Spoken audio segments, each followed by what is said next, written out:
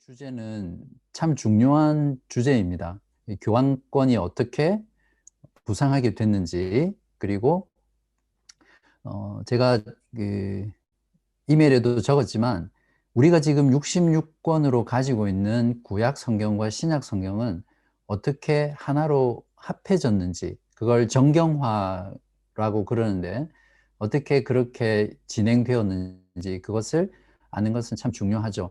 그리고 초대교회나 중세교회 또 종교개혁 이후 시대에도 이 수도원 운동이라는 것은 교회사 가운데 뗄래야 뗄 수 없는 그런 큰 운동이었거든요. 그래서 초대교회 수도원 운동을 살펴봄으로써 지금 우리들이 살아가는 현대 교회와 신앙 가운데 그것이 어떻게 영향을 미치고 있고 또 어떠한 긍정적이고 부정적인 영향을 주고 있는지 그런 것들이 직간접적으로 연결되어 있습니다.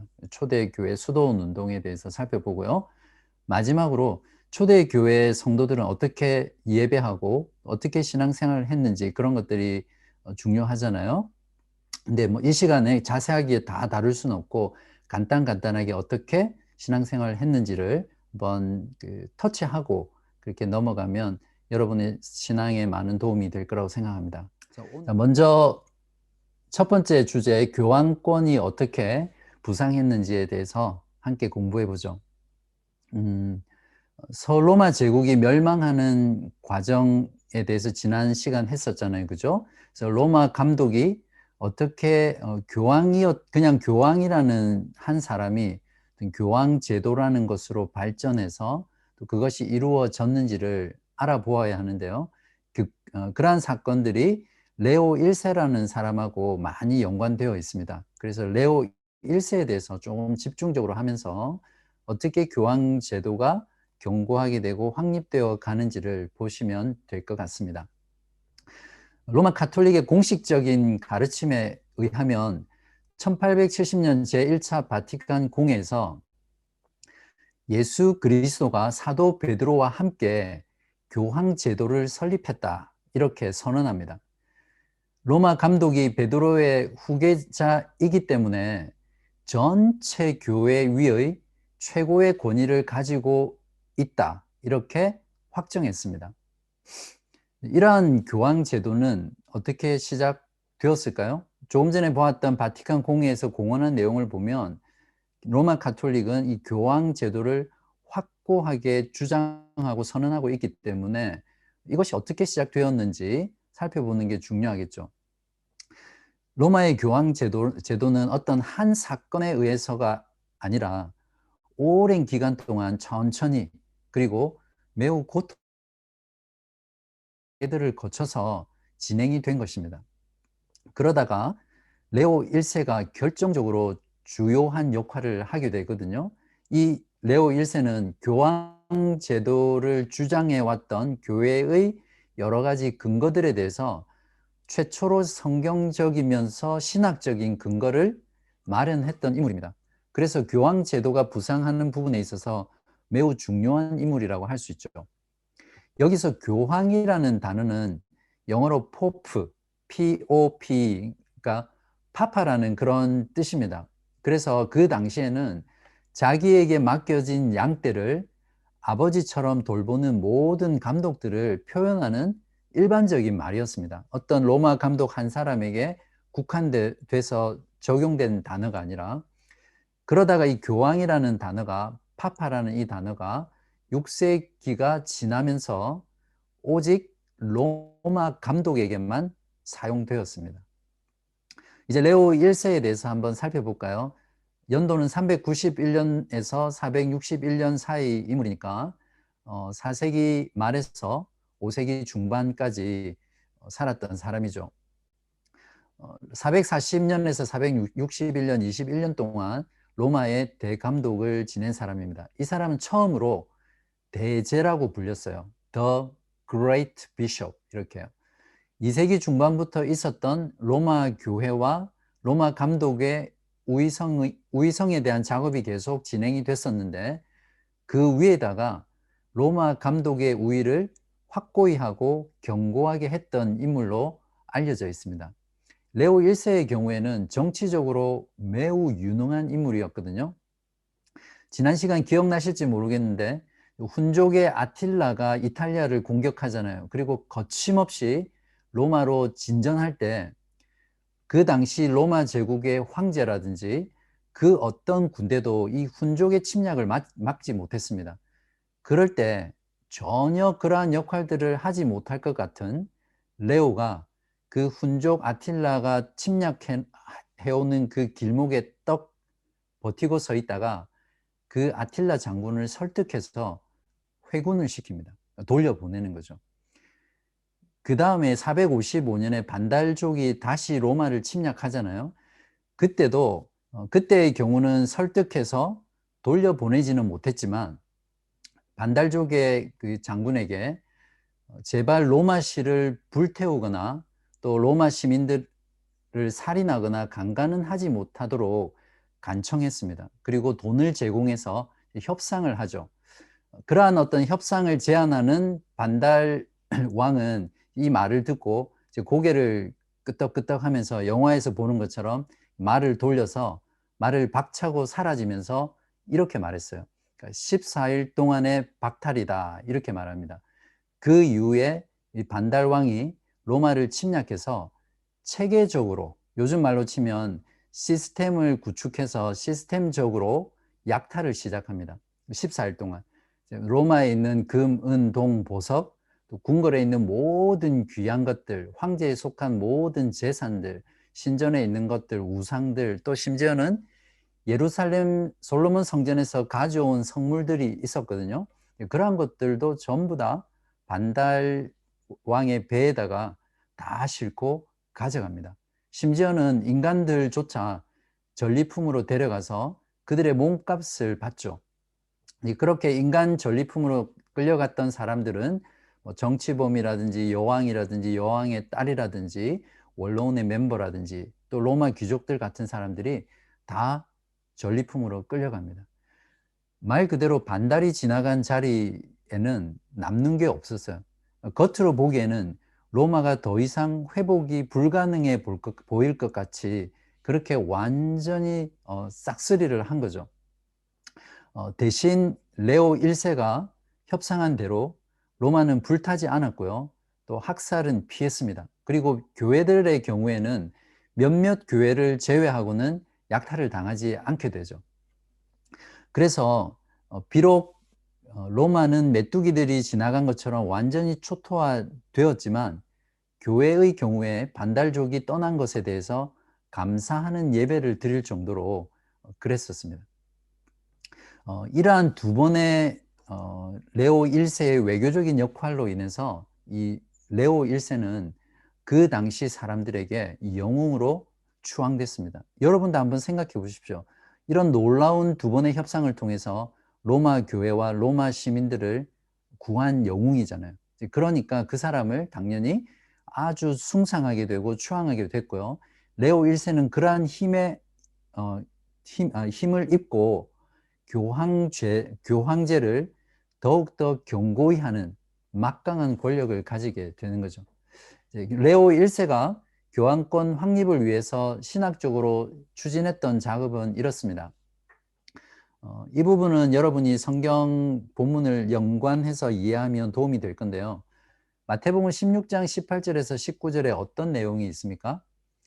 또 내가 내게 이르노니 너는 베드로라. 내가 이 반석 위에 내 교회를 세우리니 음부의 권세가 이기지 못하리라. 내가 천국 열쇠를 내게 주리니 내가 땅에서 무엇이든지 매면 하늘에서도 매일 것이요 내가 땅에서 무엇이든지 풀면 하늘에서도 풀리리라 하시고, 또 요한복음 21장 15절에서 17절에 보면 예수님께서 시몬에게 내 양을 먹이라 라고 3번이나 말하잖아요. 내 양을 치라, 내 양을 먹이라.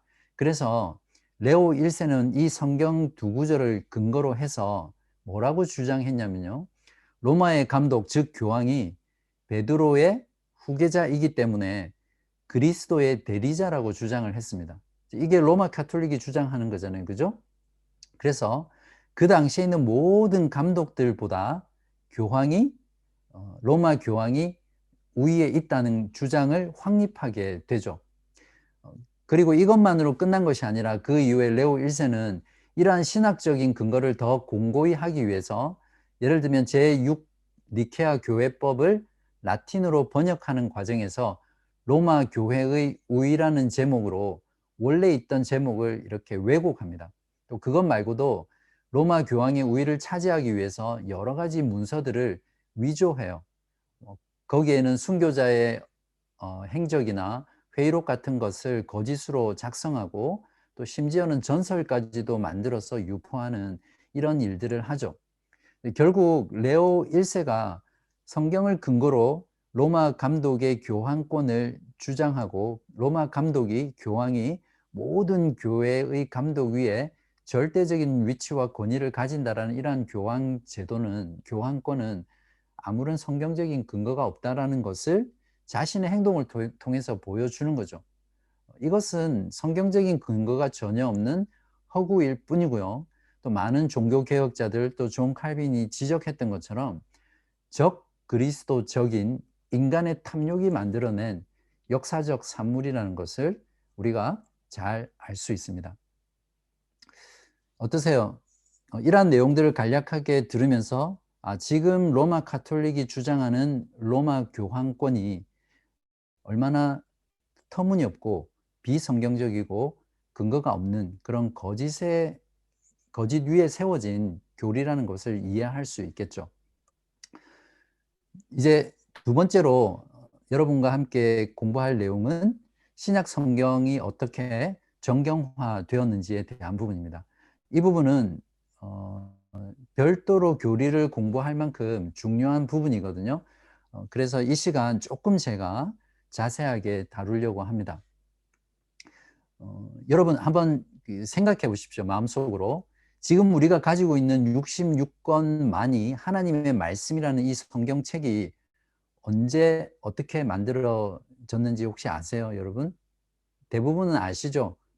정확하게 설명은 못 하시더라도 이런 과정을 통해서 오늘날 성경 66권이 우리에게 주어졌다라는 거 아실 거예요. 그러한 내용들을 조금 차근차근 정리를 해보겠습니다. 먼저 이 부분을 하기 전에 성경의 권위에 대해서 우리가 좀 다루어야 하는데요. 개신교의 경우에 교회의 가르침은 반드시 성경에 의해서 점검되고 시험되어야 한다고 주장을 했습니다.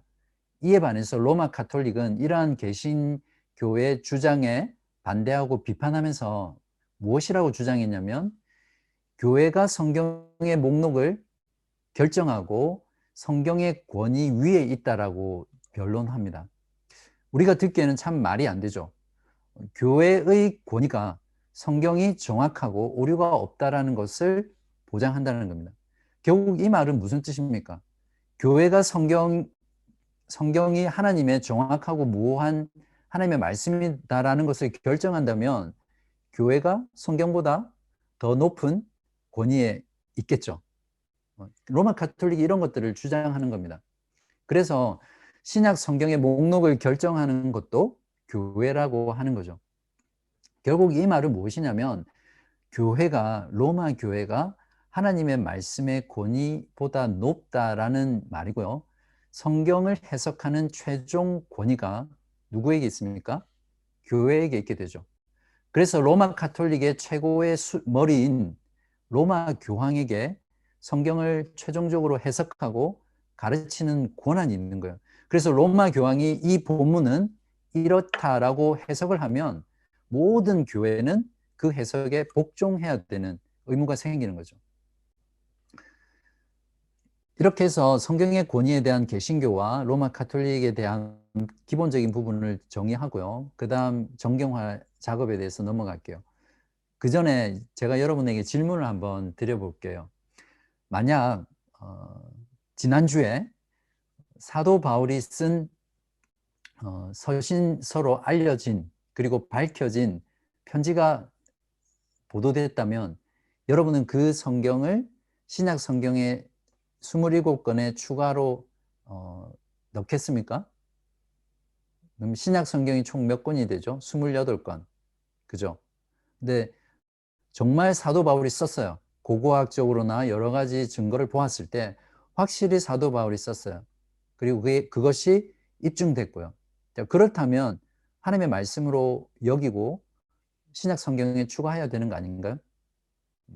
자, 오늘 공부를 마치면 여기에 대한 분명한 답을 여러분이 가질 수 있을 겁니다.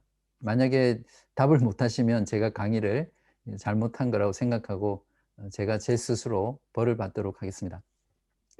먼저 정경이란 무엇인가 알아보아야 되겠죠. 정경이란 영어로 캐논이라는 말입니다. 대포를 의미할 때 그런 캐논 말고요. 캐논이라는 말인데요. 그리스 말에서 나온 겁니다. 그리스 말에서 캐논이라는 말은 reed, 즉 갈대라는 그런 말이었거든요. 그 당시에 갈대는 어떤 길이를 잴 때 측정하는 자로서의 역할을 했었고요. 또 측정하는 막대기의 역할을 했습니다. 그래서 캐논이라고 이야기할 때는 어떤 기준이라든지 규칙이라든지 표준 같은 것을 의미한다고 볼 수 있습니다. 캐논이라는 말은 최초로 아타나시우스가 사용했었거든요. 자, 이러한 것들을 바탕으로 정경이란 무엇이냐면 기독교 공동체가 믿음의 기준과 표준으로서 받아들이는 하나님 말씀으로서의 성경입니다. 요약하면 정경으로 확정된 것만 하나님의 말씀이라는 거죠. 아무리 사도들이 썼다고 하더라도 그것만으로 하나님의 말씀이다라고 말할 수는 없습니다. 그래서 하나님의 정확무한 하나님의 말씀은 정경으로 확정된 것만 인정해야 된다라는 것을 우리가 잘 알아야 됩니다. 사도시대의 신약 성경의 경우 어떻게 되어 갔는지 한번 살펴보면요. 이때는 이미 구약 성경의 경우에는 구약 성경의 목록을 가지고 있었습니다. 디모데후서 3장 16절에 보시면 여러분 잘 아시죠? 모든 성경은 하나님의 감동으로 된 것으로 교훈과 책망과 바르게 함과 의로 교육하기에 유익하니, 여기서 모든 성경이란 어떤 성경을 가리키나요? 이때는 아직 신약 성경이 완성되지 않았죠. 계속해서 쓰여지고 있는 당대였기 때문에 여기에서 모든 성경이란 구약 성경을 말한다고 볼 수 있습니다. 그리고 이 사도 바울이 서신서를 쓰기 전에 아직 정경으로 확정되지는 않았지만 교회 공동체 가운데 하나님의 말씀으로 인정되었던 신약의 성경들도 포함되어 있겠죠. 그러나 대부분은 그 이후에 쓰여진 것이기 때문에 모든 성경이라고 하는 것은 1차적으로 구약 성경을 말합니다.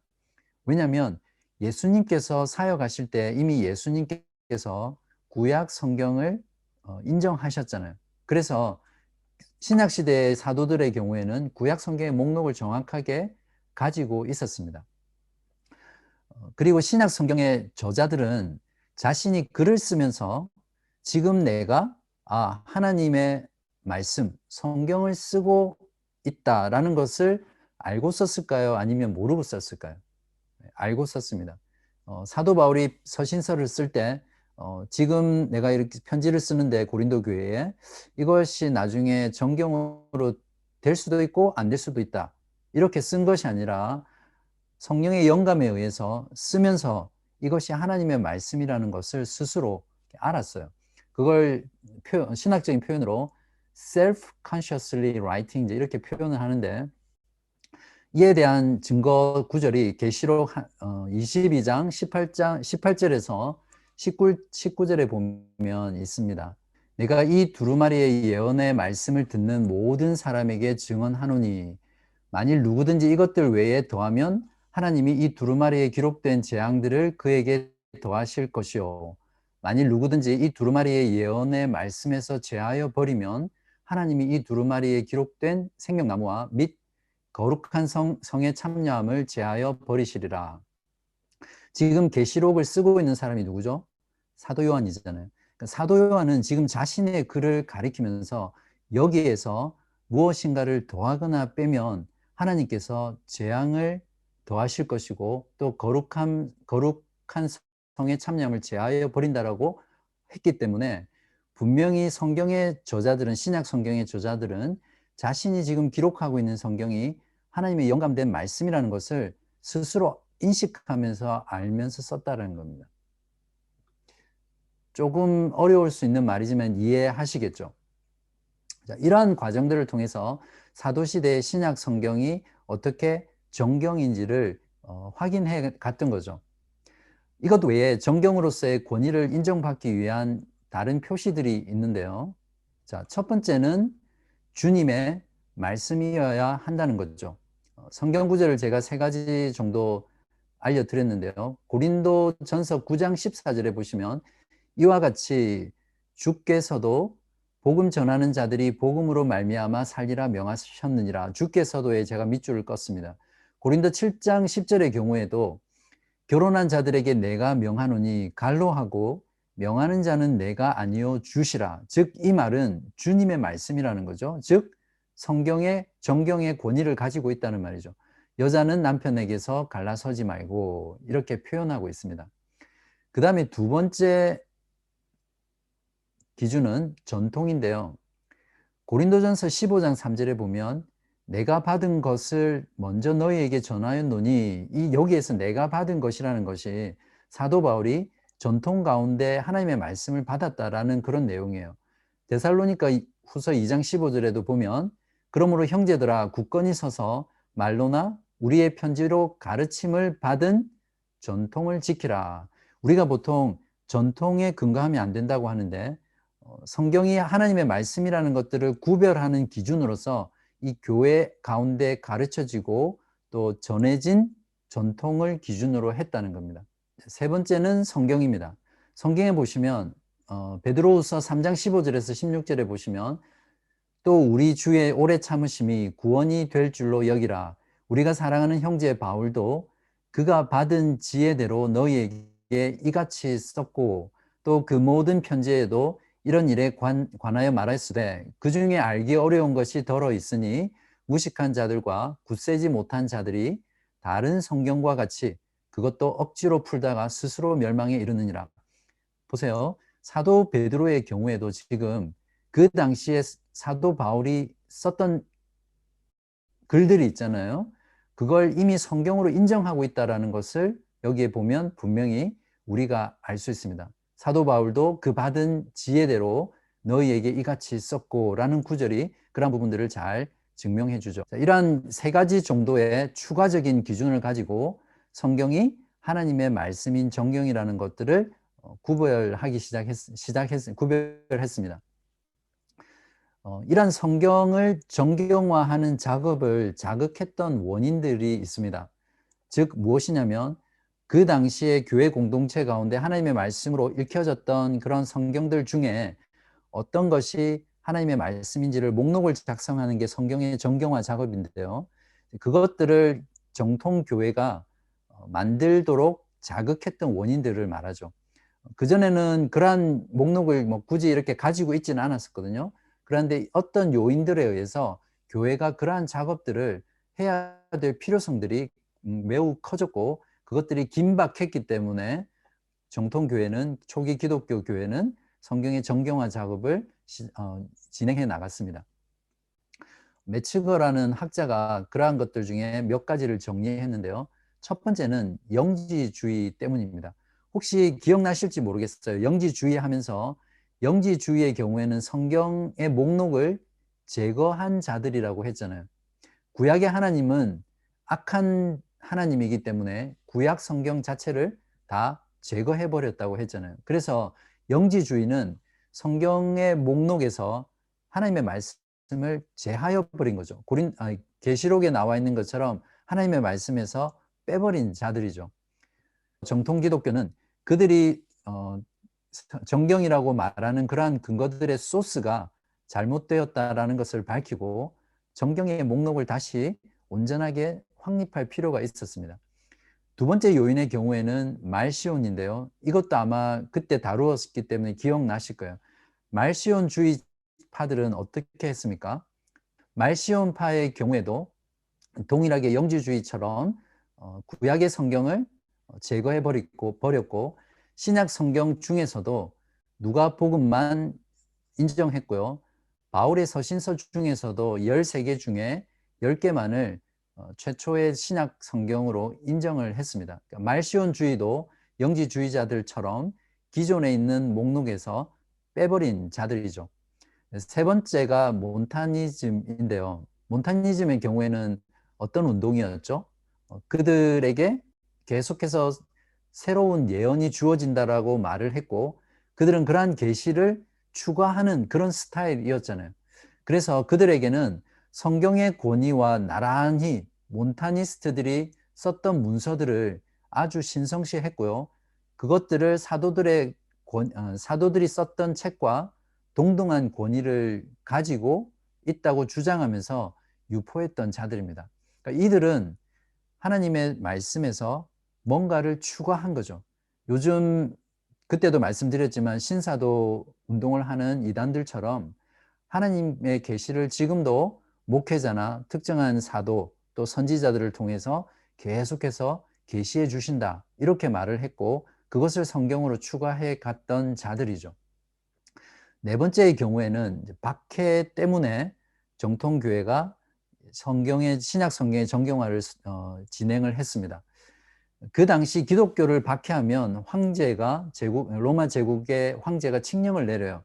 그러면서 기독교와 관련된 문서나 성경들을 다 압수해서 불태우고 하는 일들이 있었거든요. 박해가 굉장히 심했을 때. 그래서 그 당시 그리스도인의 경우에는 거룩한 문서와 그렇지 않은 문서를 구별해서 성경 같은 거룩한 문서들을 내주고 그것을 불태우게 하는 것은 하나님께 불순종하는 것으로 생각을 했습니다. 그래서 그러면 어떻게 됩니까? 자연이 어떤 기준으로 거룩한 문서와 그렇지 않은 문서를 구별하겠습니까? 그래서 박해로 인해서 그들에게 거룩한 문서인 성경과 그렇지 않은 문서들을 구별하는 기준이 필요했던 거죠. 이러한 박해 때문에 또 기독교회는 성경의 정경화를 하게 되는 그런 필요들을 크게 가졌습니다. 그 중에 하나 재밌는 예를 들면 디오클레티안 황제의 박해 때 이 황제는 칙령을 내려서 그 기독교 관련된 도서를 다 빼앗아서 불태우는 일들을 했었잖아요. 그때 이야기입니다. 그러니까 카르타고의 감독인 맨수리우스라는 사람이 있습니다. 그 사람의 집에 요즘으로 치면 경찰들이 불시에 들이닥친 거죠. 그래서 불온 서적이나 삐라 같은 걸 이제 요즘 말로 다 샅샅이 수색하고 가져간 겁니다. 그때 이 감독에게 그러한 문서들을 다 꺼내놓아라 이렇게 말을 했겠죠. 그때 이 감독은 이미 그러한 것을 대비해서 하나님의 영감된 성경책들, 그런 사본들을 이제 안전한 곳에 감춰놓고 그들에게는 이단 서적이라든지 만이교에 대한 책들이라든지 거룩하지 않은 책, 그런 것들을 그냥 넘겨줬습니다. 아주 자원하는 마음으로. 이러한 이야기들을 보면 그 당시에 박해로 인해서 거룩한 성경을 구별하는 기준이 필요하고 그런 목록에 대한 작업이 매우 중요했다라는 것들을 우리가 다시 알 수 있죠. 그 밖에도 코덱스라는 것이 나와서 점점 교회 가운데 또 그 당시 사회에서 코덱스 사용이 증가하게 되거든요. 코덱스라는 것은 무엇이냐면 파피루스를 네모난 형태로 잘라서 묶은 것을 말해요. 그러니까 오늘날로 치면 책 같은 형태랑 비슷하죠. 이것을 코덱스라고 부르거든요. 그래서 이제는 성경을 두루마리에 쓰는 것이 아니라 이러한 코덱스의 성경을 뺏기는, 그러니까 사본을 만드는 일들이 점점 증가하면서 성경을 66권으로 한 곳에 묶기가 되게 용이해진 거죠. 이러한 것으로 인해서 성경 정경화 작업이 더 빨리 진행됐다라고 역사가들은 보고 있습니다. 지금까지 현존하는 신약 성경의 정경의 목록들이 여러 사람들 또는 교회에 의해서 작업이 있었거든요. 이제 그 중에 현존하는 것들의 목록들을 쭉 보시면, 화면에 보시면 무라토리안 정경, 또 오리겐도 정경 목록들을 만들었었거든요. 그러나 베드로후서의 경우는 정경이 아니다라고 이렇게 논쟁을 했던 부분이 있고요. 예를 들면 예루살렘의 기릴 같은 사람은 350년에 요한계시록과 히브리서를 제외하고 나머지를 정경이다 이렇게 이야기했고, 라오디게아 공회 같은 경우는 요한계시록을 제외했습니다. 그러나 아타나시우스 정경의 경우에는 지금 우리들이 가지고 있는 66권과 정확하게 일치하는 정경 목록을 주장했죠. 그리고 최종적으로 397년에 카르타고 공회에서 지금 우리가 가지고 있는 신약 성경의 27권을 정경으로 확정하는 그러한 일들이 있었습니다. 그 외에 외경들이라는 말을 들어보셨을 건데요. 외경들의 경우에는 이러한 책들이 있습니다. 한번 보시고요. 외경의 경우에는 영어로 아포크리파라고 부르는데요. 성령의 영감을 받지는 않았지만 그 당시에 가치 있는 문서로 여겨졌던 책들을 말합니다. 로마 가톨릭의 경우에는 이러한 외경들 중에서 12권을 추가로 정경으로 받아들입니다. 즉, 그 외에도 위경이라는 것이 있었습니다. 수도피그라파라고 해서 수도라는 게 가짜라는 그런 말이잖아요, 뜻이잖아요. 그래서 위경들이란 무엇이냐면 익명의 저자가 구약의 유명 인물의 저작인 것처럼 이렇게 거짓으로 저자를 속여서, 그러니까 자신이 구약의 유명한 인물인 것처럼 쓴 겁니다. 그러나 이러한 책들은 위경인데 그냥 유대교의 배경을 이해하는데 도움이 되기 때문에 그걸 이해하기 위해서 참고하는 정도로만 생각하시면 됩니다. 중요한 것은 외경들이나 위경들은 결코 하나님의 말씀인 정경이 아니라는 것을 우리가 잘 구별할 필요가 있습니다. 이제 요약하면서 그러면 어떻게 정경화 과정이 이루어졌는가를 살펴보면요. 먼저 구약 성경의 정경화 과정은 제가 처음에 첫 부분에서 말씀드렸던 대로 이미 신약 시대의 사도들과 신약의 성도들은 구약 성경의 정경의 목록을 가지고 있었습니다. 그렇죠? 예수님께서 구약 시대가 종결된 이후에 오셨기 때문에 하나님이신, 또 하나님의 아들이신 그분이 그런 구약 성경이 어떤 것이 하나님의 말씀인지를 정확하게 판단하시고 또 사도들에게 말씀하셨겠죠. 그래서 이러한 이미 있었던 정경들의 목록을 90년 얌니아 회의에서 채택을 합니다. 그러니까 구약 성경 39권만이 하나님의 말씀이다라고 목록을 확정하고요. 구약 성경의 정경화를 확정했던 기준은 그리스도에 대한 약속이 있는지, 하나님의 영감을 받은 선지자들의 저작인지, 또 구약 성경의 경우에도 수많은 사본들이 있을 거잖아요. 그러한 사본들 간에 서로 일치하는지, 그러한 여부들을 보고요. 또 예수 그리스도께서 인정하시고 신약의 저자들이 인용했던 그런 구약의 성경을 구약 성경 39권의 기준으로 삼아서 포함시켰습니다. 이것이 구약 성경이 정경화되는 과정이고요. 신약 성경 27권 같은 경우는 397년 카르타고 회의에서 신약 성경 27권을 하나님의 말씀인 정경으로 채택을 합니다. 그에 대한 기준은 조금 전에도 설명드렸던 그러한 것들을 쭉 종합해서 첫 번째가 예수 그리스도에 대한 증언이냐라는 겁니다. 이것을 계시성이다 부르거든요. 두 번째는 사도들이나 사도들의 영향 아래에 지어진 저작이냐, 그러니까 이것을 사도성이 있느냐라는 말이거든요.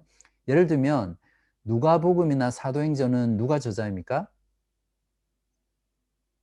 누가죠. 근데 누가는 예수님의 사도가 아니죠. 그러면 신약 성경의 정경에 들어갈 수 없잖아요. 그러나 이 기준이 뭐냐면 사도들의 영향 아래에서 저작했다, 그 가르침에 따라서 그렇게 보는 거죠. 그래서 누가의 경우에는 사도 바울과 밀접하게 가까이서 함께 사역을 하고 또 사도 바울을 통해서 영감 가운데 작성하게 된 거죠. 마가복음도 마찬가지입니다. 마가도 예수님의 12 제자가 아닌데 베드로의 제자거든요. 그래서 사도들의 영향 아래에서 저술을 했기 때문에 사도성을 가진 성경이다 라고 해서 그것이 정경에 들어가는 거죠. 세 번째는 성령의 영감, 그리고 사본들의 일치를 통해서 영감성을 따져서 신약 성경으로 넣었고요. 그리고 마지막으로 종교회의에서 또 그 당시 교회 공동체에서 보편적으로 사용되고 인정되느냐의 여부에 따라서 이것을 보편성이라고 부르거든요.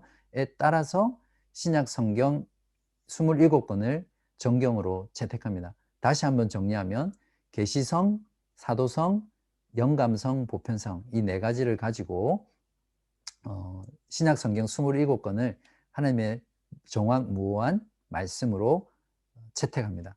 채택합니다 할 때 박수 치셔야 되는데. 네. 자, 여기서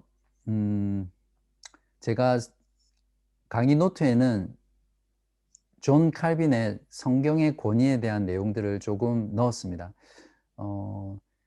제가 이 시간에 다루지는 않을 건데요. 왜 넣었냐면 성경의 권위에 대해서 또 성경이 하나님의 말씀이라는 것에 대해서 제가 지금까지 공부했던 교리서나 많은 책들 중에서 정말 잘 정리했고 또 무엇보다 존 칼빈이 성경의 권위와 또 정확무오성과 이런 정경성에 대해서 설명했던 내용들을 보게 되면 존 칼빈의 기독교 강요가 그래요. 가슴이 뜨거워지고 내가 믿는 신앙이 정말 진리구나, 확실한 하나님의 신앙이구나, 이런 것들을 크게 느낄 수 있는 그런 내용이거든요. 그래서 여러분 꼭 읽어보시면 좋겠습니다. 기독교 강요 제1권 6장에서 11장에 나와 있는 내용이거든요. 거기 있는 내용만 여러분이 잘 습득하셔도 성경의 권위와 또 정경에 대한 부분들을 잘 정리하고 또 그것이 여러분의 신앙에 큰 도움을 줄 수 있다고 확신합니다. 그래서 한번 시간 내서 읽어보시기 바랍니다.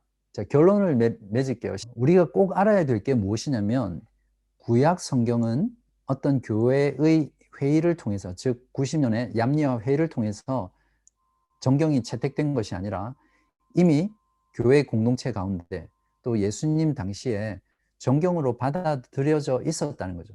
그것을 교회 회의를 통해서 공인한 것이라는 것을 이해해야 합니다.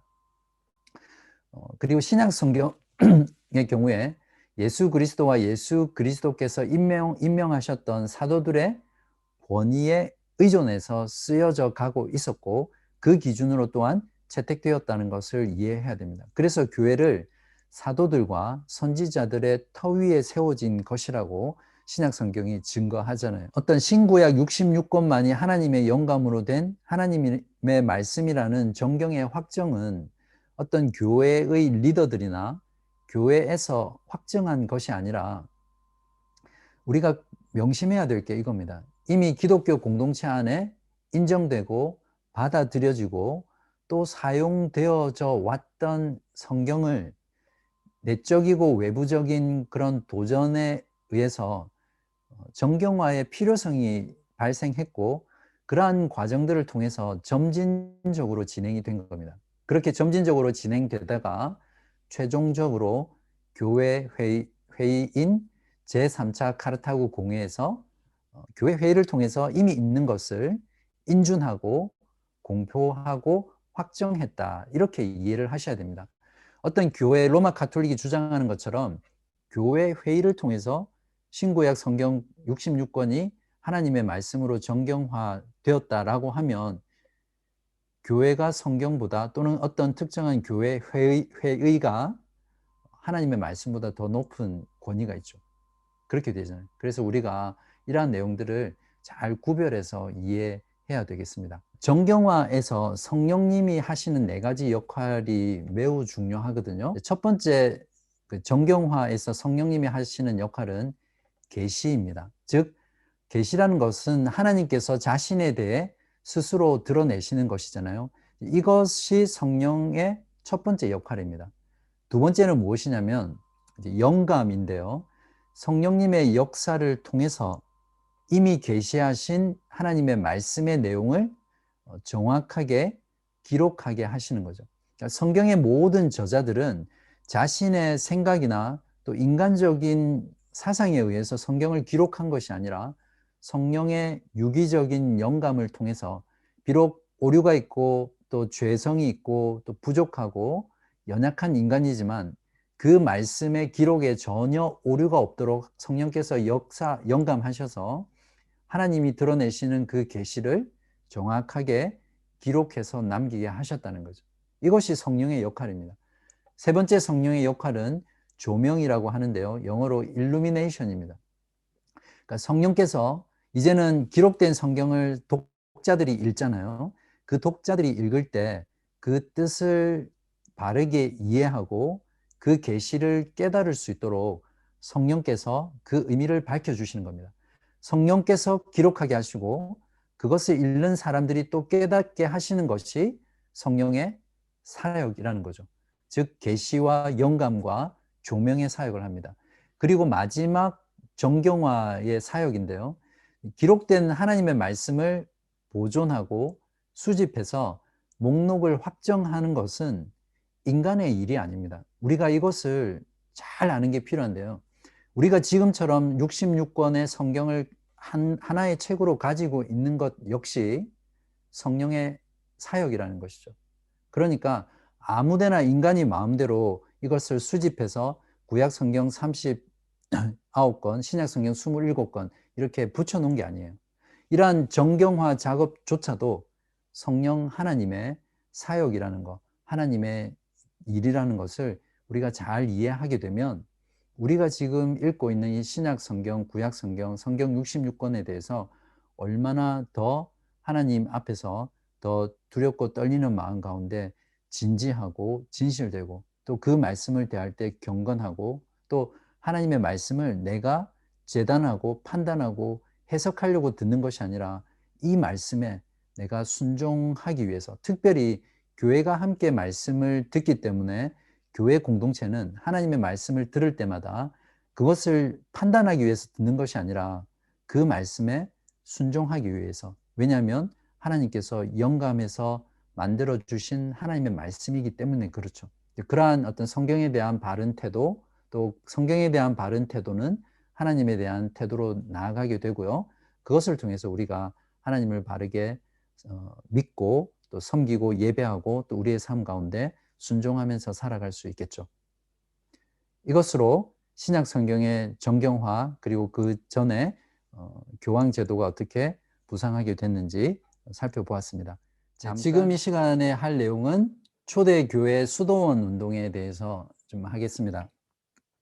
먼저 수도원 운동이 일어난 이유를 살펴보면요. 박해가 사라진 이후에 교회가 어떻게 됐죠? 권력화가 되고 세속화되어 갔죠. 그러면서 신앙의 순수성이 점점 쇠퇴해 갑니다. 그런 과정에서 어떤 외부의 압력이 없어지니까 스스로 자신에게 압력을 가해서 경건을 유지하려고 또 신앙의 순수성을 유지하려고 일어나게 되었죠. 또한 교회가 특정 위치에 있게 되면서 힘을 가지게 되니까 점점 부패해 가고 타락해 가기 시작했거든요. 그런 모습들을 보면서 교회를 개혁하고 갱신하는 운동으로서 일어난 것이 수도원 운동이 일어난 이유입니다. 그래서 세상 밖으로 나가는 거죠.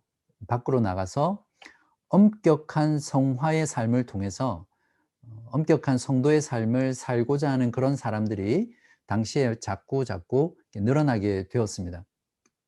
또한 세속 사회와 멀리 떨어진 어떤 그런 곳에서 신앙 공동체를 만들고 수도사적인 삶을 살아가기를 또한 사람들이 그 당대에 원했었고요. 그래서 그러한 어떤 수도사들의 금욕주의적이고 경건한 삶을 통해서 당시의 교회나 또 사람들에게 많은 도전과 또 큰 활력을 불어넣어 주었던 그런 긍정적인 면들이 있는 운동이 바로 수도원 운동이고 또 운동이 일어났던 이유들이라고 이해할 수 있습니다. 이러한 수도원 운동이 어떻게 발달해 갔고 또 거기에는 어떠한 수도사들이 있었는지를 살펴보면요. 첫 번째 단계에서는 교회에서 분리하지 않고 그냥 기존 자기들이 있는 자리에서 금욕주의를 실천하는 개인들이 있었습니다. 이러한 형태가 첫 번째 단계의 수도원 운동의 출발점이라고 볼 수 있겠죠. 그다음 단계는 교회와 이제는 분리합니다. 분리해서 경건 생활을 추구하는 사람들이 늘어나게 되는데, 이러한 사람들 가운데는 파우리우스라든지 또 안토니우스라든지 이런 사람이 있었습니다. 이런 사람들이 교회를 떠나서 이집트의 사막이나 또 시리아의 광야나 산속 같은 데 들어가서 수도사 생활을 하는 거죠. 그중에 가장 유명한 수도사가 안토니우스라는 사람입니다. 251년에서 350년의 사람인데 기억나실 거예요. 이집트 사막에서 수도 생활을 했던, 이제 개인적으로 한 겁니다. 여기는 어떤 공동체를 이루기보다는 안토니우스의 경우에는 자기 개인 혼자 수도 생활을 했죠. 이 사람에 대해서 아타나시우스가 3차 추방 때 성 안토니우스라는 전기를 쓰게 되거든요. 근데 이 책이 그 당대의 베스트셀러가 되면서 수도 생활에 대한 붐이 일어나죠. 안토니우스의 경우에는 이 아타나시우스의 책을 통해서 하루아침에 인력 스타의 반열에 오른 그런 사람이라고 볼 수 있습니다. 그것으로 인해서 이 안토니우스는 사막의 은둔자다, 최초의 수도사다, 수도사들의 아버지다, 이런 타이틀을 그 당시 사람들에게 많이 받게 되었습니다. 안토니우스의 경우에는 부자가 되는 것을 금지했고요. 금식, 또 심지어는 성욕조차도 억제를 했습니다. 그리고 그것을 마귀의 유혹이라고 보고, 또 귀신과의 투쟁이라든지 또 고기나 포도주를 먹지 않는 그런 수도 생활을 90년 동안 했고요. 106세에 사망을 했는데, 사망한 그 당시에도 이 안토니우스의 경우에 식욕과 치아가 멀쩡했었다고 그렇게 알려져 있습니다. 아무튼 이 사람의 이러한 수도 생활은 아타나시우스의 전기를 통해서 그 명성이 점점 당대에 많이 확대되게 되죠. 그래서 그 당시에 당대 사람들뿐만 아니라 콘스탄티누스 황제에게도 그 사람의 그러한 수도 생활이 알려지게 되고, 황제가 안토니우스를 초청을 하게 됩니다. 그러한 초청을 받았을 때 안토니우스의 제자들은 매우 기뻐합니다. 자기의 스승이 높은 황제의 초대를 받았으니까. 그러한 어떤 제자들을 향해서 안토니우스가 이런 말을 합니다. 황제가 우리에게 서신을 보냈다고 놀라워하지 말라. 그도 사람에 불과하다. 하나님께서 사람들을 위해 율법을 쓰신 것과 성자를 통해 우리에게 말씀하신 것에 놀라워하라. 많은 선물을 기대하지 말고 오실 심판을 기억하라. 그리스도 한 분만이 참되고 영원한 왕이심을 잊지 말라. 이렇게 말을 했다고 합니다. 참 멋있는 말이라고 생각을 합니다. 그리고 안토니우스 말고 그 당시에 안디오에서 시몬이라는 수도사가 등장하는데요. 이 사람의 경우에는 기둥 위의 성자라고 불렸습니다. 즉 주상 고행자로 알려졌는데 3m에서 15m까지 되는 그런 높은 기둥 위에서 고행을 했어요. 기둥 위는 보통 넓은 장소가 아니잖아요. 그러니까 굉장히 좁기 때문에 앉을 자리, 앉을 자리가 없어서 서서 고행을 했다고 합니다. 시몬의 경우에 30년 동안 이러한 고행을 지속했는데, 그러면 과연 밥이랑 물은 어떻게 먹었을까? 뭐 이런 의문들이 들 텐데, 밥의 경우에는 제자들이 사다리를 타고 올라가서 밥을 줬다고 합니다. 왜 이렇게 했는지 참 지금 저는 이해는 많이 안 되는데, 어떤 중요한 그들만의 동기가 있었겠죠. 저 아까 말했던 것처럼. 시몬의 경우에는 매우 극단적인 금욕주의를 추구한 사람이죠. 어, 이 시몬의 경우 말고도 그 당시에 극단적 금욕주의를 추구했던 사람의 경우에 머리에 피가 나도록 벽에다가 머리를 박는 일이라든지, 또 잠을 전혀 자지 않습니다. 그리고 음식도 먹지 않고 고안해낼 수 있는 모든 방법을 동원해서 그 육체를 괴롭히는 거죠. 그러한 어떤 극단적 금욕주의나 또 자기의 몸을 해롭게 하는 걸 통해서 신앙의 순수성과 또 경건함들을 유지하려고 했던 겁니다. 물론 그들 중에는 세상의 칭찬을 받고 또 세상의 인정을 받기 위해서 순수하지 못한 동기로 그런 수도사나 금욕 생활을 한 사람들도 분명히 많이 있었으리라고 우리는 짐작할 수 있습니다. 제가 지금 정확하게는 모르겠는데 둘 중에 한 명은 동생입니다. 네, 물론 정확하게 이런 기둥에서 했는지는 모르겠지만 아무튼 5m에서 15m나 되는 높은 기둥에서 저런 형태로 극단적 금욕주의 생활을 한 것으로 알려져 있습니다. 그러면 수도원 운동이 가지고 있는 문제가 분명히 있을 겁니다. 그렇죠? 그것을 한번 살펴보면요. 개인이 혼자서 하는 수도 생활이기 때문에 한계에 부딪히게 되는 거죠. 어떤 육체의 욕망이라든지 이런 것들을 개인이 극복하고 그것을 이겨내는 것 자체가 불가능했던 거죠. 그러니까 시간이 지나고 오래 지날수록 그런 한계에 부딪히게 되고요. 또 기독교와 복음의 본질이 무엇이냐면 하나님 사랑과 함께 이웃 사랑이잖아요. 그러나 혼자서 사막이라든지 광야라든지 산에서 은둔해서 혼자서 그런 고행을 하는 것 자체는 전혀 이런 기독교의 본질과는 맞지 않는 거죠. 사람을 섬기고 또 사람 가운데 하나님의 사랑, 그리스도의 사랑을 전할 수가 없잖아요. 그러한 어떤 한계들에 부딪히면서 또한 동시에 교회가 그런 극단적인 고행을 정죄하고 금지했습니다. 아무튼 그러한 배경 속에서 혼자만 수행하는 그런 수도원 운동에서 이제는 공동체를 이루면서 수도원 생활을 하는 공동체 수도원 운동이 일어나게 되거든요.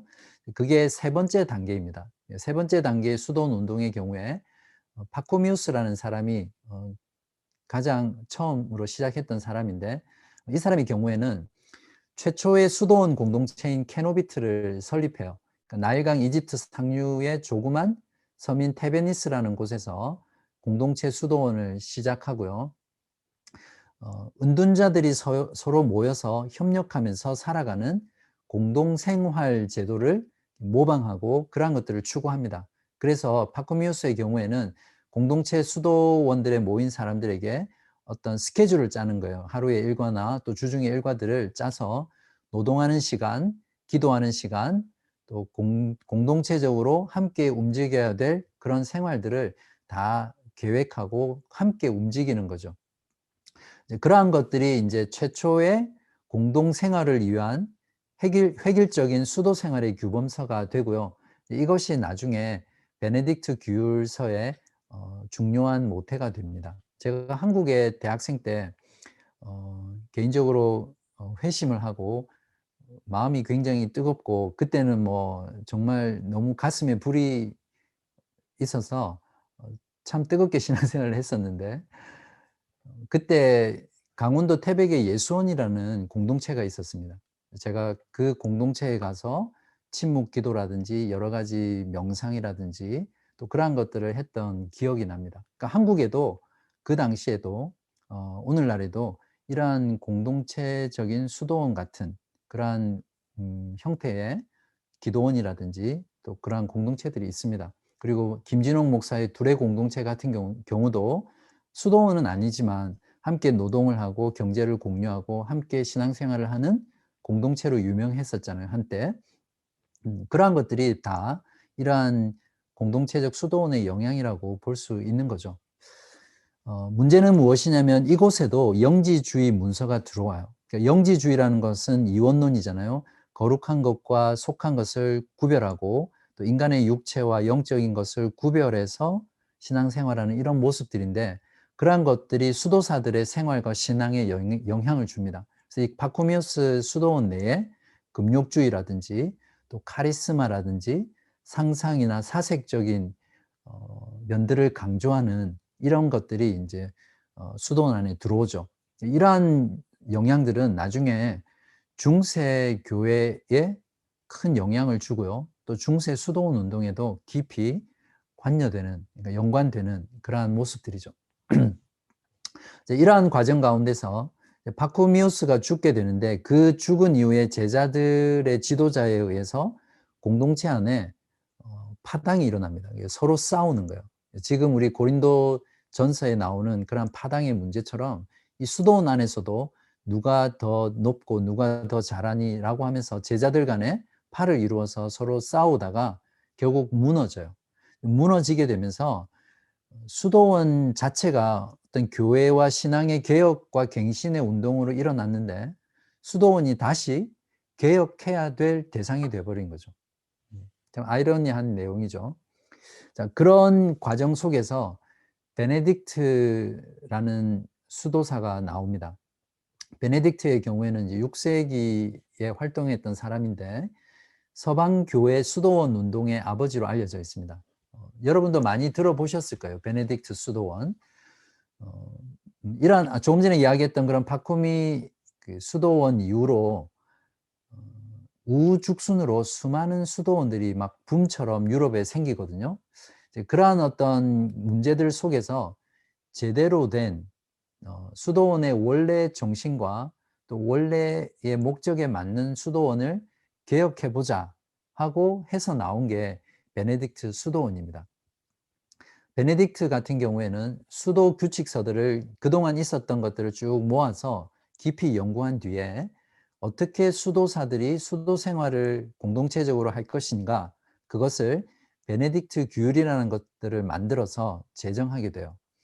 총 73개의 규칙과 규율로 구성되어 있는데 이 베네딕트 규율은 나중에 중세 1000년 동안 수많은 수도원의 규약으로 규례로 이 내용들을 보면 극단적인 고행을 삼가하게 했고요. 식단의 경우에도 다이어트 식단이었어요. 간소하고 심플한 그런 식단을 짜게 했고 또 포도주를 의학적인 효과를 위해서 사용했다고 합니다. 그래서 이러한 영향 때문에 그 당시에 또 중세에 그 수도원에서 좋은 포도주를 많이 만들어서 수도원에서 만들어진 와인이 인정받고 하는 그런 일들도 일어났다고 합니다. 또한 이 규율서에는 기도하고 예배하는 것뿐만 아니라 언제 노동을 하고 몇 시간 노동을 하고 심지어는 공부할 시간조차도 할당해서 정해 주었다고 합니다. 그래서 수도사들이 이제 수도원에서 열심히 공부하는 일들을 하게 됩니다. 이제 이러한 일들을 통해서 결국 공부를 하다 보니까 학문이 발달하게 되고 나중에 보면 어, 탁월한 교회의 지도자와 또 신학자들이 이 수도원 출신이 많이 나옵니다. 그리고 이 수도원 베네딕트 수도원에서는 그 성경과 그 당시의 경건한 서적들 또 그 당시에 중요한 도서들을 베끼는 거죠. 필사를 통해서 사본들을 많이 만들어 내게 됩니다. 이러한 것들이 수도원의 긍정적인 역할이라고 볼 수 있죠. 또한 독신을 강조했고요. 청빈, 그러니까 거룩한 가난이죠. 청빈을 강조했고 순종을 강조했습니다. 그러니까 독신, 청빈, 순종 이 세 가지를 수도원의 중요한 규범으로 만들고 그것을 실천하며 살도록 했습니다. 성직자들은 결혼을 했었거든요. 그런데 교회의 권력이 높아지고 그러한 성직자들에게 권력과 재산이 세습되는 악행들이 일어나면서 그것을 못하게 하기 위해서 개혁하기 위해서 나온 것이 결혼을 금지시키는 것이었거든요. 그래서 베네딕트 수도원의 경우에도 수도사들에게 또 교회의 지도자로 수도원에 들어온 사람들에게 독신을 순종하다 강조하는 그러한 일들을 했습니다. 그래서 이러한 수도원 운동의 경우에 그 당시에 매우 부흥을 하게 되는데요. 390년의 경우에는 동방교회의 수도사들 중에서 5,000명이 안토니우스를 추종했고요. 파코미우스 수도사들의 경우에는 7,000명이 이 사람을 추종을 했습니다. 여기 보시면 그 당시에 서방 사회거든요. 자, 보시면 여기서 연두색으로 되어 있는 화살표로 되어 있는 부분 있죠. 여기 보면 그리고 여기 십자가로 되어 있는 부분이 이제 수도원인데요. 연두색으로 되어 있는 이 부분이 다 베네딕트 수도원이 진출한 경로입니다. 이 지도만 보더라도 그 당대에 얼마나 수도원 운동이 붐을 일으키고 그 당시 전역으로 확산되었는지를 잘 알 수 있게 되죠. 나중에 중세가 되면 바로 이러한 수도원들 때문에 교회가 복음에서 굉장히 멀어지고 부패와 타락의 온상이 되는 그런 일들이 일어나죠. 그러한 부분들은 나중에 중세 시대 때 다루도록 하겠습니다. 자, 수도원 운동의 폐단을 정리하면 그 당시 사람들이 이제 이러한 수도원 운동이 붐을 일으키니까 나이가 들면 수도원으로 들어갔어요. 그러다가 죽을 때가 되면 부자의 경우에는 굉장히 많은 돈을 수도원에 기부를 하고 죽게 되죠. 그러한 사람들이 한두 명이 아니라 많이 늘어나면서 수도원의 경우에는 이제 그 당시에는 뭐 돈을 기부하기도 했지만 주로 땅들이 많았잖아요. 귀족들이나 또 부자들이. 그래서 그 수도원에서 땅을 많이 소유하게 됩니다. 요즘으로 치면 부동산 소유가 늘어나는 거죠. 그렇게 하면서 그 땅을 세를 주거나 그 땅에다가 소작인을 두고 경작하게 해요. 거기서 이제 소출되는 것을 가지고 그렇게 하면서 점점 노동을 하지 않는 일들이 수도원에서 일어나게 되고요. 수도사들이 점점 게으르고 의존적인 삶을 사는 경향들이 늘어나게 됩니다. 그렇게 되면서 수도원 역시 어떤 권력과 또 탐욕과 부패의 온상이 되는 그런 일들이 일어나고 타락하게 되죠. 이러한 것들이 수도원 운동의 폐단입니다. 그리고 성과 속을 구별하는 것으로 인해서 육체적인 것과 물질적인 것은 악하고 영적인 것과 종교적인 것은 선하다라는 인식이 당시 교회를 많이 장악하게 되고요. 그것으로 통해서 어떤 인위적인 금욕주의가 마치 성경적이고 미덕인 것처럼 강조하고 또 강요하는 풍토가 만들어지게 됩니다. 또한 그것으로 인해서 개인의 경건에 대한 지나친 관심을 가지게 하거든요. 그래서 그 당시 신앙인들이 추구했던 부분들이 뭐냐면 개인이 하나님과 합일하기 위해서 신비적인 체험을 해야 된다는 거예요. 그리고 그러한 체험들을 강조하면서 철저히 자기중심적이고 이기적인 신앙의 성향으로 기독교가 치닫게 되는 거죠. 그러니까 신비주의와 이기주의가 결합한 형태로 참된 그리스도교가 변질돼 가는 겁니다. 그리고 또한 복음은 삶의 모든 영역에서 그리스도의 주되심을 인정하고 그곳에서 하나님의 말씀에 순종하면서 하나님 나라의 백성으로 살아가는 거잖아요. 그러한 삶을 이제 살지 않는 거죠. 그러니까 관심 자체가 없게 됩니다. 그러면서 세상 속의 그리스도인, 세상의 빛과 소금의 역할을 제대로 감당하지 못하게 되고요. 또 율법주의가 교회 안에 자리 잡도록 만드는 역할들을 한 것이 수도원 운동입니다.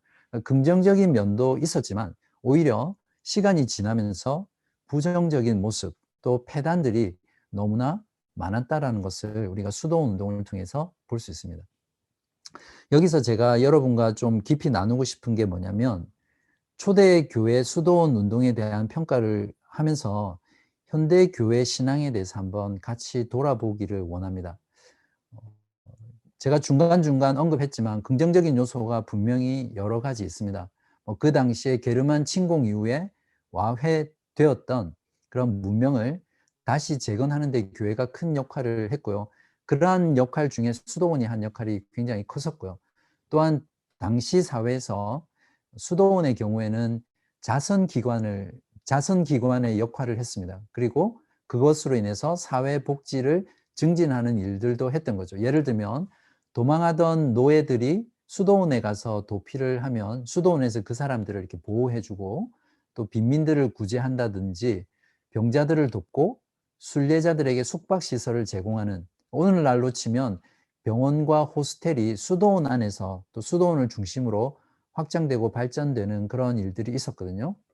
또 아까도 말씀드렸지만 교회 지도자들이라든지 신학자들이 수도원 출신들이 많았고 또 교회 개혁의 첫 시발점은 수도원에서 시작된 경우가 많습니다. 이런 긍정적인 요소들이 있다는 것을 우리가 또 잊지 말아야 되겠죠. 이제 그에 반해서 수도원 운동을 가졌던 폐단들을 통해서 오늘날과 어떻게 그것이 연관되어 있고 또 반성해야 될 부분들이 무엇인지를 돌아보려고 하는데요. 첫 번째는 교회의 참된 개혁은 제도나 프로그램의 개혁 또는 운동으로 절대 안 된다는 거죠.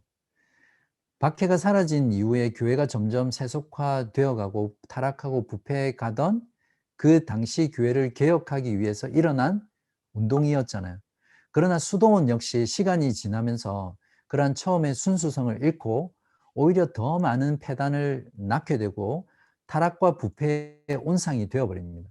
그러면서 수도원이 다시 개혁의 대상으로 전락하면서 오히려 그 당시 교회 가운데 더 큰 부담으로 다가오게 되는 거죠. 그러한 이유 때문에 중세 1000년 동안 이 수도원이 누렸던 그러한 폐단들을 개혁한 것이 바로 종교개혁 운동의 중요한 핵심 내용 중에 하나죠. 그래서 수도원들을 철폐하는 운동을 하잖아요. 자, 이러한 어떤 수도원 운동이 오늘날에도 그대로 재현되고 있습니다. 세속화된 교회의 개혁이나 경건 생활을 위해서 지금 신자들 가운데는 이러한 수도원 운동에 대한 향수를 가집니다.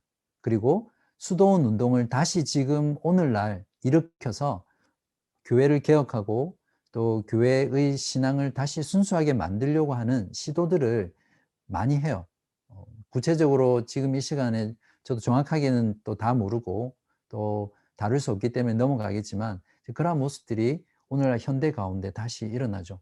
뭐 아까 말씀드렸던 그런 예수원이라든지 또 뭐 옛날부터 그랬지만 한국에는 기도원 운동이 많았잖아요. 그래서 신앙이 뜨거워지면 또 뭔가 응답을 받으려고 하면 산에 있는 기도원에 가서 기도하고 뭐 금식하는 이런 일들이 많았었거든요.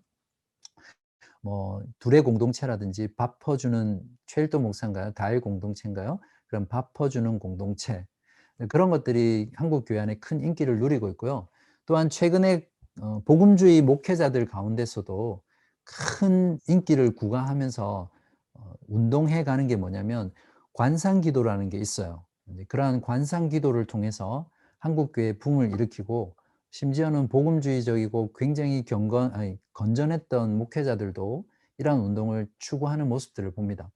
이러한 현상들은 결국 역사에 대한 인식이 부재하거나 미비하기 때문이죠. 수도원 운동에 대한 이러한 내용만 알아도 우리가 잘못된 과거를 다시 답습하지 않겠죠. 현대 가운데 일어나는 이러한 수도원 경향적인 운동들은 이미 실패가 보장된 실패를 다시 자처하는 것입니다. 그렇기 때문에 참된 교회의 개혁은 어떤 운동이나 또 사람의 프로그램이나 또 사람의 노력으로 어떤 노력의 행위를 통해서 하는 것이 아니라 언제나 바른 말씀으로 돌아가서 그 말씀의 부흥으로 이루어지는 겁니다.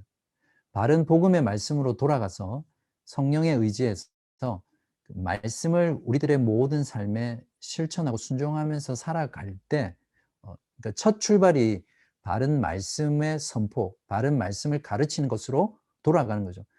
너무나 간단하고 너무나 쉬워 보이고 너무나 될 것 같지 않기 때문에 많은 교회 개혁자들이 이것을 하지 않습니다.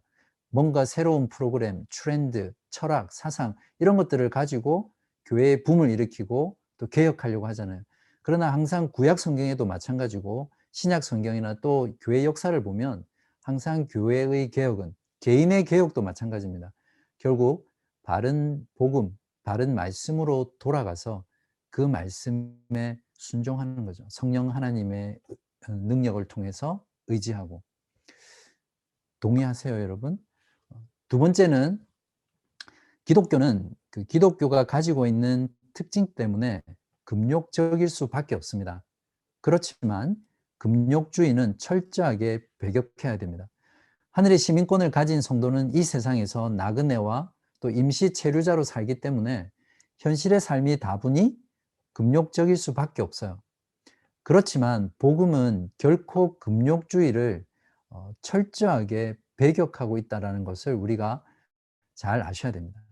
또 우리의 선행이나 또 우리의 금욕주의적인 고행이나 또 그러한 노력들을 통해서 우리가 구원을 받거나 또 하나님의 인정을 받을 수 있는 게 결코 아닙니다.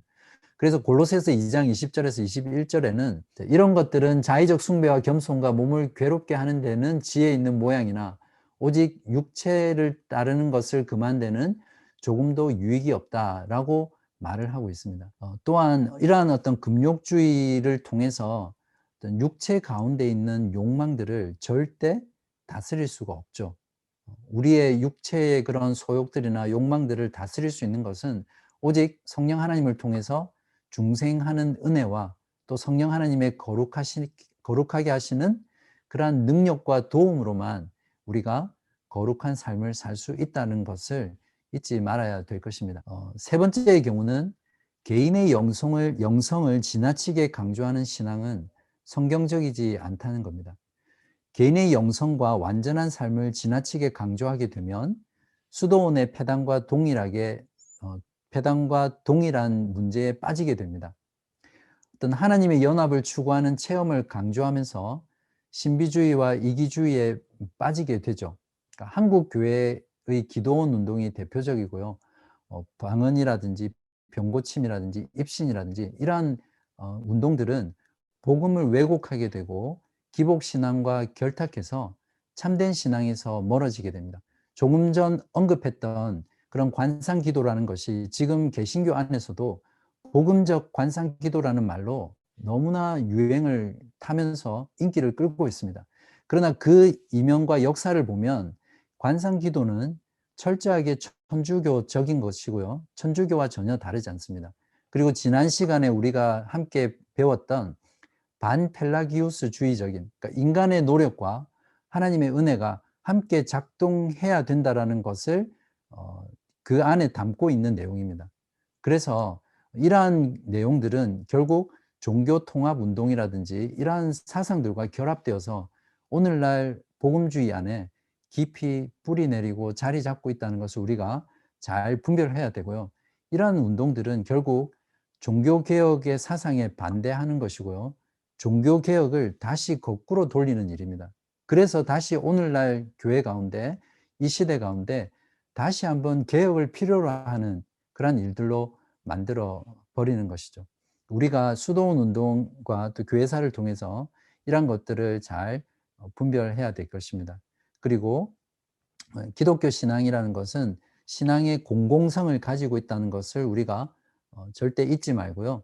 세상 속의 그리스도인으로서 빛과 소금의 역할을 잘 감당해야 되는 그러한 책임들이 우리에게 있습니다. 그리고 교회 안에 결코 어떤 예를 들면 뭐 기도라는 행위, 또 금식이라는 행위, 또 철야라는 행위, 또 어떤 우리들의 종교적인 행위를 통해서 우리의 신앙의 순수성과 또 하나님께 인정받으려고 하는 이러한 모습들은 교회 안에 또 다른 율법주의를 만들어 버리기 때문에 우리가 그 의도는 좋다고 할지라도 우리가 잘 분별하고 정말 조심해서 우리의 교회 가운데 그러한 것들이 잘 자리 잡지 못하도록 우리가 또 해야 될 것입니다. 그렇다면 우리가 어떻게 해야 될까요? 네, 근본적이면서 지속적인 참된 교회의 본질은 조금 전에도 말씀드렸지만 참된 복음의 말씀을 근거로 해서 기독교의 공동체성을 회복하고요. 또 기독교의 공공성을 회복하는 것입니다. 그리고 복음의 선포와 일치되는 삶이 필요하겠죠. 복음을 아무리 바르게 선포한다고 하더라도 그것을 선포하는 교회가 신자가 복음에 합당한 삶을 살지 않는다면 그 복음의 진실성이 증명되지 않겠죠. 그래서 복음을 선포하는 것과 함께 복음에 일치되는 삶을 통해서 세상 속에서 거룩하고 착하고 사랑의 삶을 살고요. 세상 사람들이 그러한 우리들의 모습을 보고 하나님께 영광을 돌리게 하는 그러한 삶을 살아가는 것이 교회의 개혁과 또 갱신의 가장 본질적이고 핵심적인 내용이라고 우리가 이해할 수 있습니다. 자, 이제 빠른 시간 안에 마지막 초대교회 예배와 생활에 대해서 정리를 하고 강의를 마치도록 하겠습니다. 초대교회의 경우에 주일이라는 부분이 있는데요. 처음 원래 기독교가 유대교 구약의 교회에서, 그러니까 죄송합니다. 유대교에서 이렇게 분리되었잖아요. 그죠? 그래서 초창기의 경우에는 유대교의 회당 예배와 여러 면에서 유사했습니다. 예배의 구성에 있어서도 기도, 찬송, 성경 봉독, 그리고 강해, 설교를 말하죠. 이러한 회당 예배의 요소들이 기독교 예배에서 그대로 시행이 되었었고요. 주일의 경우에는 유대교의 안식일인 토요일 대신 그리스도의 부활하신 첫날을 주의 날로 예배하기 위해서 초기 교회부터 모였습니다. 그리고 금식의 경우에 초기 기독교인들은 유대인들처럼 금식을 했어요. 유대인들의 경우에는 월요일과 목요일에 금식했지만 초기 그리스도인들은 수요일과 금요일을 금식의 날로 지켰고요. 특별히 부활절 직전에는 금식하는 것을 아주 중요하게 여겼습니다. 이러한 금식의 행위들은 4세기 초 동방교회 부활절 전 주일 그럴 때 일주일 동안 금식하는 그런 것들로 이어졌고요. 또 동방교회의 경우에는 고난 기간을 40일 동안 지키는 관습을 가지게 되었습니다. 물론 이러한 관습은 폐지되었다가 또 다시 새롭게 도입되는 그러한 과정들을 거치기는 했습니다. 그리고 부활절에 맞춰서 세례가 베풀어졌습니다. 자, 그러면 세례와 학습에 대해서 또 보아야 하는데요. 2세기에 와서 유아 세례를 선호하는 경향이 있었지만 이제 그때까지 주로 성인 세례를 베푸는 것이 흔했습니다. 그리고 그 당시 신앙인들의 경우에 세례를 받음으로써 과거의 죄를 사함받는 것으로 생각했거든요. 이러한 생각 때문에 기독교인들이 신앙을 가졌음에도 불구하고 세례를 받는 것은 죽기 바로 직전까지 미루는 그런 경향들이 있었습니다. 예를 들면 콘스탄티누스 황제의 경우에도 세례를 통해서 과거의 죄를 용서받으니까 세례받은 이후에 짓는 죄가 두려워서 세례를 계속 미루다가 죽기 직전에 세례를 받은 것으로 알려져 있죠. 이 당시의 경우에 이제 합숙 교인이라는 게 있었어요. 그래서 세례를 받기 위해서 3년에 걸쳐서 학습 교인의 경우에 준비를 했고요. 이 기간 동안 신앙의 확실한 부분들을 검증한 뒤에 세례를 줬습니다. 그렇게 한 이유는 박해 기간이었기 때문에 분명하고 확고한 신앙인이 아니면 교회 안으로 이렇게 들어올 수가 없잖아요. 그런 것 때문에 학습이라는 교인이라는 것을 두고 오랫동안 준비하게 했습니다. 그리고 학습 교인의 경우에는 일반적으로 기독교 신자로 여겼지만 성찬에는 참석하지 못하게 했고요. 세례 받기 전에 신앙 고백을 위해서 교육을 한 뒤에 세례를 줬습니다. 세례 의식의 경우에는 감독이나 집례자가 수세자들을 부활절 주일 전날 밤에 이렇게 모읍니다. 한 곳에 모아서 성경 말씀을 읽고 기도하며 철야를 하게 합니다. 그리고 부활절 주일 아침에 동이 트기 전에 하얀 세례복을 입혀요. 그리고 마귀를 거부하는 선언을 한 뒤에 신앙 고백을 듣고 세례를 주죠. 그때는 사도신경과 비슷한 그런 신앙 고백문을 문답식으로 고백하게 한 뒤에 세례를 주었다고 합니다. 그래서 집례자가 수세자에게 전능하신 하나님 아버지를 믿습니까? 라고 물으면 수세자가 믿습니다 라고 대답하면 흐르는 물에 그 사람을 담급니다. 그리고 올라오면 다시 두 번째 신앙 고백문을 물어보죠.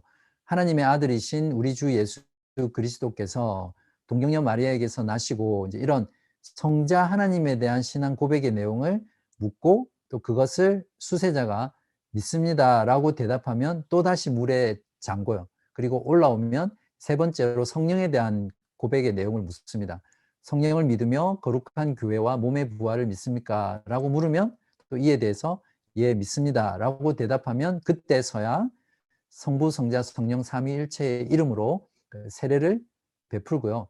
안수한 뒤에 그 수세자에게 거룩한 기름이라고 해서 성유를 바르고 또 우유와 꿀을 주는 이러한 형태로 세례 의식을 거행했습니다. 이것을 보고 어거스틴의 경우에는 이러한 복잡한 세례 의식이 세례의 본뜻을 살리기 어렵다라고 해서 의식을 간소화해야 된다라고 주장을 했습니다. 그리고 당시 기독교인들 경우에 세례를 어떤 구원의 필수적인 것으로 보았습니다. 세례를 통해서 모든 죄를 사함 받는 것뿐만 아니라 성령과 영생을 받는 것이라고 그렇게 믿었습니다. 어떠세요? 제가 빠른 속도로 그 당시 세례의식과 세례에 대해서 말씀을 드렸는데 이러한 초기 교회의 세례 과정과 의식에 대해서 여러분은 어떻게 생각하세요? 긍정적이라고 생각하세요? 아니면 부정적이라고 생각하세요? 물론 긍정적인 부분은 신앙을 가진 자만이 세례를 받으려고 했기 때문에 그것이 진실된 것이었을 것이고, 또 신앙 고백을 점검하는 그러한 기관들을 통해서 자신이 믿는 믿음의 내용을 분명하게 알고 또 그것을 고백함으로써 자신의 신앙을 확고히 했겠죠. 그리고 그러한 세례를 통해서 세례를 받는 사람들이 주님의 은혜가 얼마나 크고 놀라운지를 다시 깊이 새기는 그런 시간들이 됐을 것입니다. 그러나 부정적인 부분도 그러한 세례 의식들이 오히려 지나치게 율법주의화되는 경향이 있었고요. 또는 세례를 구원과 동일시했기 때문에 복음이 가르치는 내용과 다른 부분이 되어서 성경에서 조금씩 벗어나는 그러한 교리가 되는 것이 이제 부정적인 요소입니다. 그 다음에는 예배와 성찬인데요. 초기에는 저녁에 모여서 주로 예배를 했습니다. 그러나 150년 이후부터는 아침에 모여서 예배한 것으로 알려져 있고요. 주로 2부로 구성되어 있었습니다. 일부에는 말씀 예배라고 해서 모든 성도들이 다 함께 참여를 하는 예배였고, 이제 그것이 끝나면 2부에는 세례를 받은 자만이 참여하는 성찬 예배를 드렸습니다. 설교의 경우에는 미리 준비한 설교를 했고요. 그 당시에는 장로나 감독이 주로 설교했지만 평신도가 설교하는 경우도 있었다고 합니다. 그리고 성찬의 경우에는 그리스도인이 신적인 영생에 참여하고 장래의 구원을 미리 맛보는 것으로 이해를 했는데, 성찬에 대한 이해도 신비적인 이해에서부터 시작해서 종교개혁 때 일어났던 성찬에 대한 교리의 논쟁처럼 그렇게 일어나지는 않았다 하더라도 성찬에 대한 다양한 이해들이 초대교회 교부들과 또 신학자들 사이에 있었다라는 것을 그냥 이해하시고 성찬에 대해서 넘어가면 되겠습니다. 그 다음에 이때 성자 및 성물 숭배 사상이 교회 안에 들어와서 점점 진행이 되어 갔는데요. 2세기에서 3세기의 경우에는 박해를 통해서 순교자와 영웅을 기념하는 제사의식이 시작되기 시작했어요.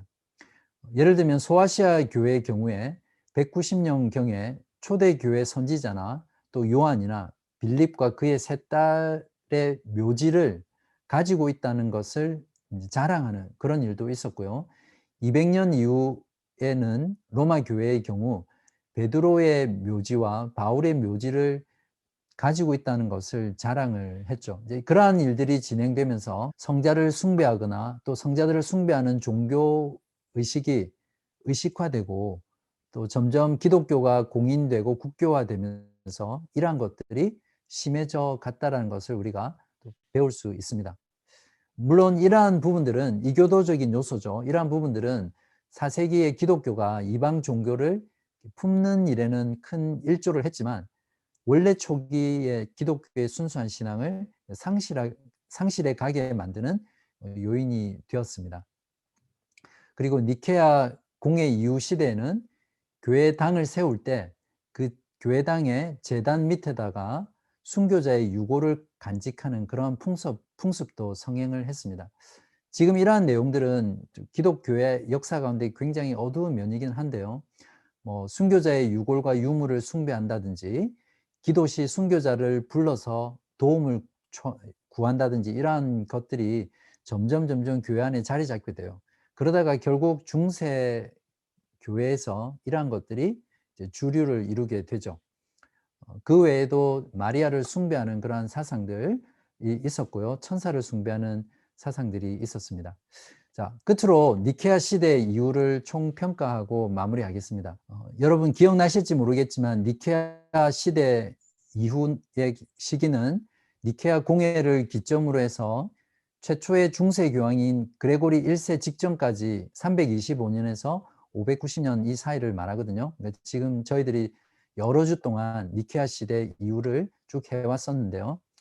긍정적인 평가를 하자면 세계적인 교회 회의를 통해서 교리 논쟁을 다루고 체계화했다는 거죠. 그것을 통해서 정통 신학의 기틀을 만드는 근거를 마련했죠. 예를 들면 삼위일체 교리에 대한 부분이라든지 그리스도에 관한 교리, 즉 기독론에 대한 정통 신학을 잘 정립하는 계기를 만들었죠. 그리고 지난 시간에 했던 신약 성경이 어떻게 정경화되었는지, 신약 성경을 정경화했고 또 교회를 조직화하는 그런 긍정적인 부분들이 많이 있었습니다. 그에 반해서 부정적인 평가들은 박해가 사라진 이후에 교회가 권력화되고 세속화되면서 신앙의 순수성과 종말에 대한 신앙이 쇠퇴해 갔고요. 교회가 부패나 타락의 온상이 되는 그런 위험들이 점점 많아졌습니다. 그리고 여전히 이단의 발생과 교회가 분열하는 일들이 지속이 되었고요. 그리고 조금 전에 다루었던 것처럼 비성경적인 종교 의식이나 전통들이 끊임없이 발생되는 그러한 부정적인 부분들이 있었어요. 이제 그러한 것들을 통해서 결국 로마 가톨릭 교회가 등장하게 되겠죠. 네. 이것으로 오늘 제가 다루려고 했던 그런 모든 4가지 주제를 다루었습니다. 이상으로 초대교회 교회사를 마치고요. 제가 좀 많은 내용을 빠른 속도로 했는데 잘 따라와 주셔서 감사하고요. 일단 초대교회사 강의를 마치도록 하겠습니다.